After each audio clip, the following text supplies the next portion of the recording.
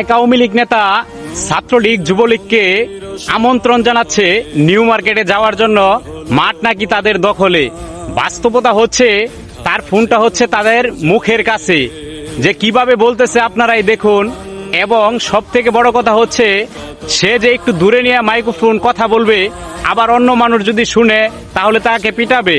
এইটা বুঝার পরেই সে হেলমেট নিয়ে মাথার সামনে মাইক্রোফোন রেখে কথা বলতেছে।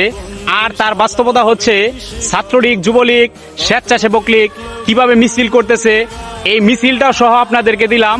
আপনারা একটু বাংলাদেশের মুক্তিকামী মানুষ যারা আছেন তারা একটু বিষয়টা দেখবেন এবং কমেন্টে জানাবেন এই নিষিদ্ধ সংগঠন গুপ্ত সংগঠনের নেতৃবৃন্দদের বাংলাদেশে থাকার কতটুকু রাইট আছে আপনারাই বলে দিবেন। ধন্যবাদ সকলকে, ভিডিওটা কন্টিনিউ দেখতে থাকেন।